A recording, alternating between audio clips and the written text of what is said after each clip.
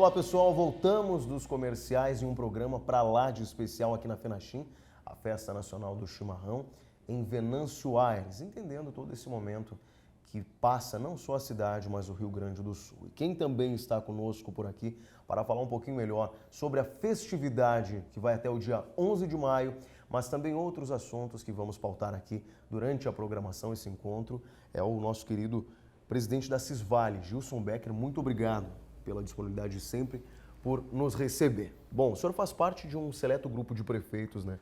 Temos esse entendimento, que comanda ou comandou um consórcio ou uma associação. O que representa para o senhor?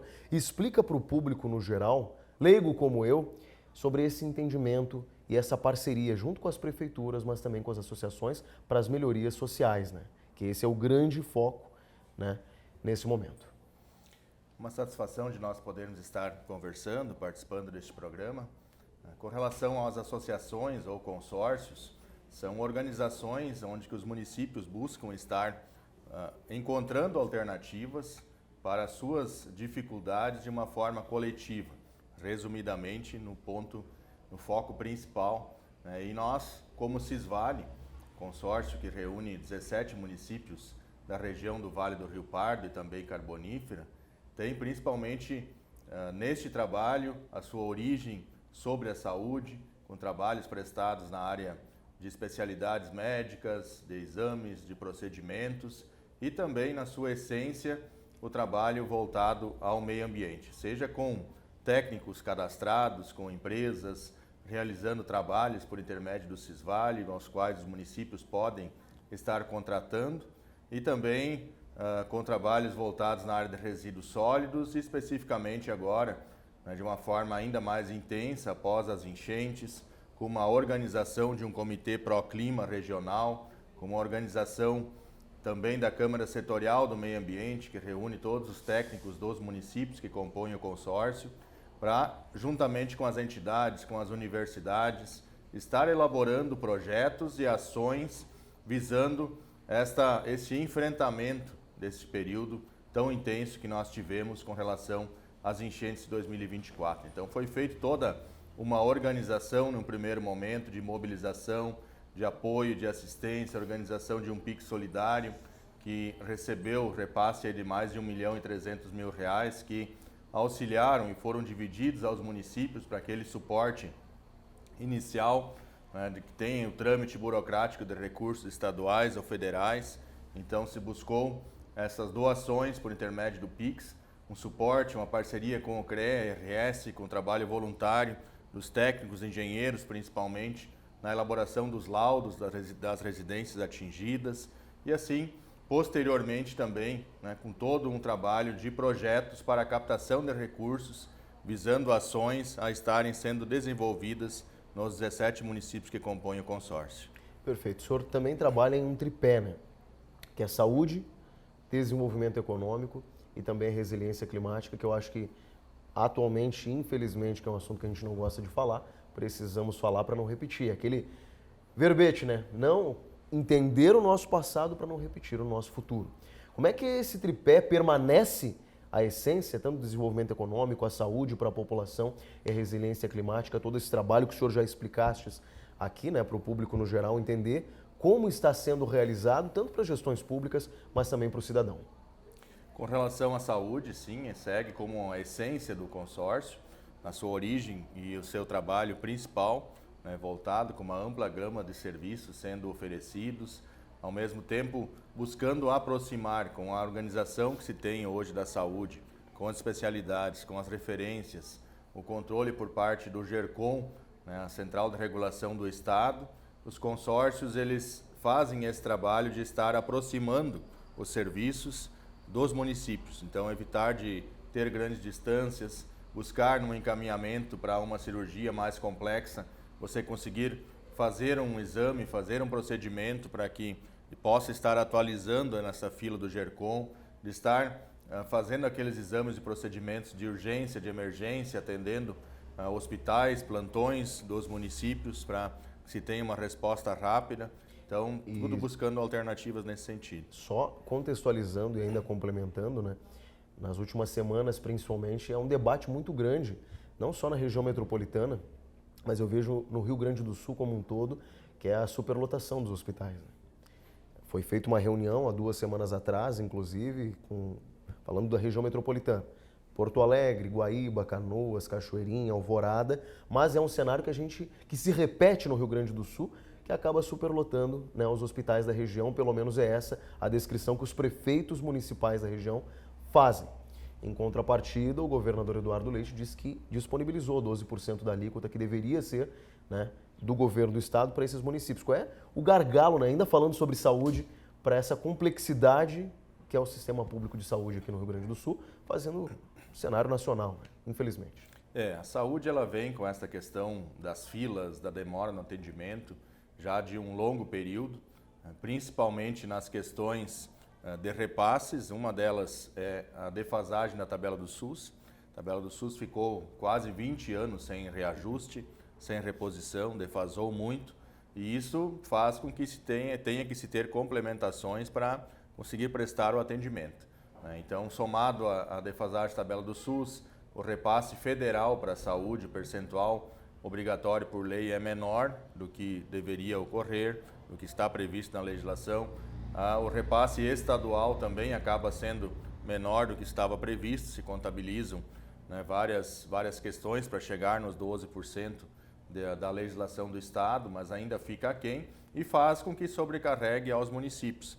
Municípios hoje, eu tenho exemplo do meu município de Veracruz, investe 29% do orçamento em saúde, que deveria legalmente estar investindo 15%, praticamente o dobro. Tem municípios que passam de 30%. Então, dentro disso, né, tem toda uma questão em que os consórcios também auxiliam nesse sentido de estar buscando alternativas, de estar fazendo através, por exemplo, de recursos de emendas parlamentares, mutirões de procedimentos, de exames que vão auxiliar a diminuir a fila de espera, vão fazer com que vá menos pessoas para os hospitais de referência, como acontece muito, principalmente na região metropolitana. O tempo de algumas cirurgias de traumatologia, por exemplo, especialidades mais complexas, ultrapassam os 10 anos em média de espera para uma cirurgia, é muito tempo. Então, em cima disso, nós, inclusive, com essa estrutura, com a organização que os consórcios têm, especificamente do Cisvale, eu sou também vice-presidente da AGECOMP, que é a Agência Estadual dos Consórcios, nós estamos buscando incentivar e fazer com que o Estado esteja ampliando as parcerias, os convênios com os consórcios. Isso vem em tratativas agora bem acentuadas nas últimas semanas, né? Tem um aceno por parte da Secretaria Estadual de Saúde de estar ampliando isso, ampliar o repasse de recursos e principalmente as contratações por intermédio dos consórcios para estar atendendo aos municípios, estar atendendo e buscando auxiliar nessa diminuição da fila. Então, isso é fundamental, são várias frentes que estão sendo trabalhadas, ao mesmo tempo a possibilidade de municípios estarem, que nós estamos fazendo na nossa região, por intermédio do consórcio, estarem buscando alternativas de recursos para realizar mutirões também de cirurgias de média e alta complexidade, que hoje se exige que seja realizado unicamente pela Central de Regulação do Estado, pelo GERCOM. Então, tem vários trabalhos em andamento e que precisam andar em conjunto para conseguir enfrentar isso que você colocou, de filas de espera, de muito tempo, de hospitais superlotados, é somente com essa soma de esforços entre os 3 entes, com os consórcios, com hospitais. Todas as frentes precisam, né, trabalhar em conjunto para que essa análise de alternativas seja viabilizada. Perfeito. Estávamos falando no tripé, né? Aí trocamos ali, falamos especificamente sobre a saúde, mas o segundo ponto é o desenvolvimento econômico. No bloco anterior conversávamos com o diretor-presidente da FGTAS, a Fundação Gaúcha de Trabalho e Ação Social, José Scorsato, para tentar entender um pouquinho melhor sobre essa complexidade também no trabalho no Rio Grande do Sul. Quais são os gargalos, quais são os desafios e pergunto para o senhor também, no cenário, né? Eu fiz um cenário porque recentemente fizemos um trabalho em Tapejara, que é reconhecido no Rio Grande do Sul pelo governo do estado com o selo de cidade do empreendedorismo, cidade da inovação, cidade da tecnologia, mas não colocando eles como ponto, como foco principal nesse assunto, ampliando e pensando nos demais municípios do Rio Grande do Sul, né, nos empresários, enfim. Quais são os principais gargalos? Na cidade, lá especificamente, eu via que era questão de creches, né? Empregos não faltavam. Eram 600 empregos livres. As pessoas conseguiam, tendo um bom currículo, tendo uma boa qualidade, e permanecer com uma boa qualidade de vida. Daí imigrantes acabavam vindo, na sua grande maioria, ou pessoas de outras regiões do país, para a região, falando especificamente de Itapejara, né? Mas tinham dificuldades em residências, né?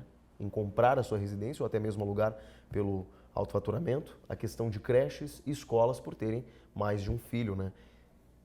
No cenário regional, quais são os trabalhos que são desenvolvidos e pensando também no desenvolvimento econômico para esses empresários, porque é muito positivo. Tem vaga de trabalho para quem tem qualidade, mas tem um outro ponto também, que é a questão de residências, creches e escolas.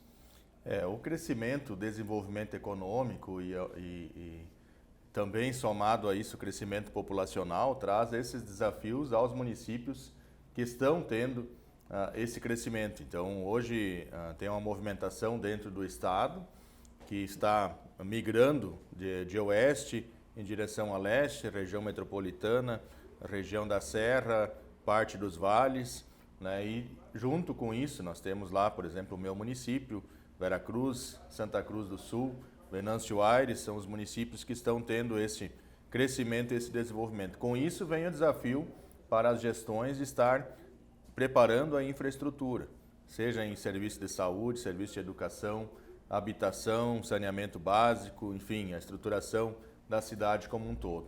E aí, fazendo esse trabalho, nós, por exemplo, em Veracruz, conseguimos zerar a fila de EMEIs durante o ano passado, zeramos novamente esse ano, estamos fazendo inclusive investimentos para a construção e habilitação de EMEIs no interior do município, para atender também o interior, estamos com 2 já em funcionamento e uma terceira para entrar na sequência, com mais uma nós conseguimos atender a todo o território do interior do município também, né? Além disso, a ampliação das estruturas de saúde, de atendimento e na parte específica da mão de obra.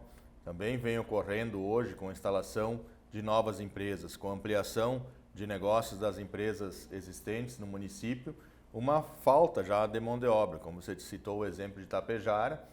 Veracruz não é diferente, há 2 semanas atrás ainda, nós tivemos a oportunidade com 500 vagas disponíveis no Cine, nós tivemos poucas pessoas procurando. Então, mão de obra qualificada principalmente e também a mão de obra em geral, aqui na região do Vale do Rio Pardo tem muito período temporário da safra, na questão do tabaco, então isso envolve um número maior de pessoas a serem contratadas, né, e uma demanda por mão de obra a estar trabalhando. Mas é um trabalho em conjunto, aí se tem várias questões de formação, você citou agora há pouco a FGTAs, teve um trabalho desenvolvido pelo governo do estado, um convênio com os municípios, com vários cursos profissionalizantes, estar oportunizando essa capacitação, essa formação e ao mesmo tempo buscando ter mão de obra para atender a necessidade das empresas. E em consonância com a questão da habitação, programas habitacionais, lotes residenciais mais acessíveis, possibilitando, tem hoje uma dificuldade em questão de financiamentos habitacionais também, que nós esperamos que agora na sequência deva ser retomado com um pouco mais de intensidade, aí já falando a nível de governo federal, mas são várias ações que precisam também, né, se trabalhar em conjunto e há um período somado a isso, a essa movimentação, ainda a questão também das enchentes de 2024, que proporcionou e provocou um processo migratório bastante intenso, né, que acaba trazendo ainda um desafio adicional também aos municípios que estão recebendo. Mas precisa ser, né, ter esse planejamento, você não consegue fazer algo da noite para o dia, você já precisa estar projetando este crescimento, esse desenvolvimento e também, ao mesmo tempo, conseguindo desenvolver essas ações de obras estruturantes, de infraestrutura, de investimentos necessários para que o município esteja preparado para atender a tudo isso. Tem que ter serviço de saúde de qualidade, de educação, saneamento básico disponível que venha atender o crescimento, né, o desenvolvimento, o apoio econômico, a questão ao trabalhador, dos cursos profissionalizantes, das capacitações, da inovação, da tecnologia andando em conjunto. Se você tem uma certa dificuldade da questão de mão de obra, a tecnologia é importante que avance, né, que vá estar facilitando os processos também, que continue se conseguindo produzir e ampliar a produção, né, diante desse cenário, né, são questões distintas e que acabam dificultando um pouco. Você precisa aumentar a produção muitas vezes com menos mão de obra. Então é um desafio que precisa ter a criatividade, buscar alternativas para se conseguir enfrentar esse momento. Perfeito. Ainda nessa linha, né, falou sobre tecnologia e inovação que precisam ser colocadas muitas vezes, mas não para tirar a mão de obra, mas para auxiliar. Existe esse mito, né, que não vamos ter mais emprego daqui a alguns anos, enfim. É um grande ponto com a chegada da inteligência artificial. Mas eu quero falar sobre um outro aspecto, né? Falamos sobre infraestrutura, sobre saúde, sobre educação, e iríamos citar só 3 aspectos, né? Enfim, falamos sobre várias questões, mas pensando sobre a agricultura, porque hoje não, isso é uma realidade há anos, o maior produto interno bruto do Rio Grande do Sul se desenvolve a partir da agricultura, seja polo fumageiro, como é aqui, seja a soja, seja o milho, seja o arroz. Esse é o cenário do Rio Grande do Sul, né? Nessa reconstrução também podemos ligar também a questão, né, da chegada da enchente, mas também tem um outro ponto, a estiagem. Como é que é o cenário que o senhor vê, conversa com as autoridades, os parceiros e até busca melhorias para esse cenário? E aí vem uma outra questão.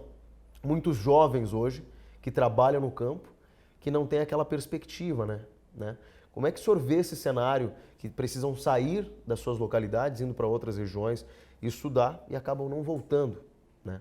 Ficam numa região talvez com um polo maior e perspectivas melhores de trabalho. Nós poderíamos abordar este ponto talvez em 3 ou 4 eixos. É um assunto muito amplo para estar se tratando, né, mas de uma forma resumida. Como que eu costumo colocar, nós costumamos abordar a questão do jovem permanecer no campo produzindo. Você levar para o interior os serviços que são disponibilizados na cidade. Assim como eu já citei antes, né, das EMEIs no interior. A EMEI é fundamental, levar a internet para o interior, abastecimento básico, melhorias de infraestrutura, de estradas, de pavimentação, de escoamento da produção, para que o produtor, o jovem, seja incentivado a estar continuando a produzir. É um dos pontos por parte dos municípios de infraestrutura, né? Agora, além disso, tem toda essa outra questão das intempéries climáticas.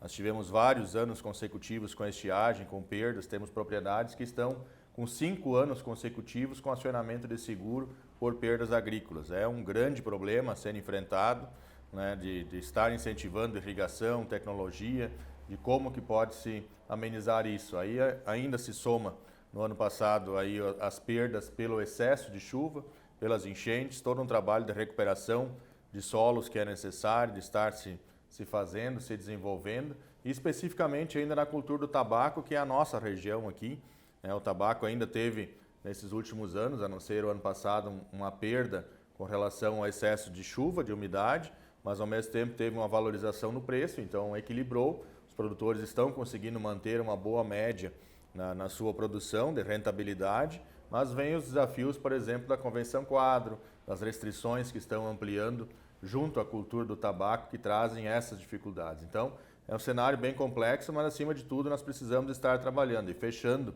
né, com relação ao consórcio, também tem um trabalho nisso, dentro dos 4 eixos dos projetos que estão sendo desenvolvidos. O primeiro, na questão de monitoramento, sejam com estações meteorológicas, sensores de nível, de estruturação das equipes de defesa civil, de corpos de bombeiros, com ações em áreas ripárias, recuperação de rios, de córregos, também um eixo específico da parte de recuperação de solos. Solos que foram muito degradados com excesso de chuva, de umidade, de volumes, de enchente principalmente, e que precisam de um suporte, de um investimento especial para que estejam sendo recuperados com a sua condição de produtividade. Perfeito, agradeço, muito obrigado, presidente Assis Vale Gilson Becker, pela disponibilidade de falar conosco sobre vários aspectos, né? Falando sobre a questão do desenvolvimento econômico e social, sobre os eixos trabalhados no consórcio, juntamente com a gestão pública, mas pensando sempre na outra ponta. O meio social, com todos os gargalos e dificuldades, mas também hoje, especificamente, aqui na FENACHIM, uma festividade aqui, a principal, um dos principais pontos, né? O chimarrão, que é a nossa essência junto com o churrasco aqui no Rio Grande do Sul, e a gente acompanhando esse programa especial da Festa Nacional do Chimarrão em sua 17ª edição aqui em Venâncio Aires. Nos últimos dias, os olhos do mundo se voltaram para o Vaticano. O conclave, aquele encontro fechado e cheio de tradição, onde cardeais do mundo todo se reúnem para eleger um novo Papa, já dominou os noticiários. E talvez hoje, no domingo, o Papa já tenha sido escolhido e a fumaça branca já tenha subido. Mas por que eu estou falando disso num comentário político? Porque o conclave é um dos maiores exemplos de articulação política que existe. Por mais que o ambiente seja religioso, o processo é profundamente político. O que acontece lá dentro tem muito mais a ver com o que rola nos bastidores da política do que parece. Vamos aos fatos. Nenhum papa é eleito por acaso. Antes de cada voto, há conversas discretas, alianças sendo firmadas e candidatos sendo testados. Tem um grupo mais conservador, de um lado, mas do outro uma ala mais progressista. E cada um tentando emplacar o nome que mais representa os seus interesses e as visões para o mundo. Te parece familiar, né? É o mesmo que acontece nos parlamentos, nas eleições municipais, estaduais e nacionais. A escolha ela é feita a partir da articulação, presença e influência. O voto é secreto, mas o convencimento ele é público, mesmo que sutil. E é curioso que tanto no conclave quanto na política, nem sempre vai vencer o mais popular, mas quase sempre vence o mais articulado. Essas são escolhas que envolvem fé, expectativa e muita, mas muita articulação. A diferença é que lá no Vaticano os cardeais votam por convicção. Já na política, quem vota é o povo. E o povo cada vez mais precisa entender que também já está inserido dentro desse jogo. Porque quem não articula é articulado. Quem não participa é governado por quem participa. E quem não entende os bastidores de poder acaba sendo comandado por eles.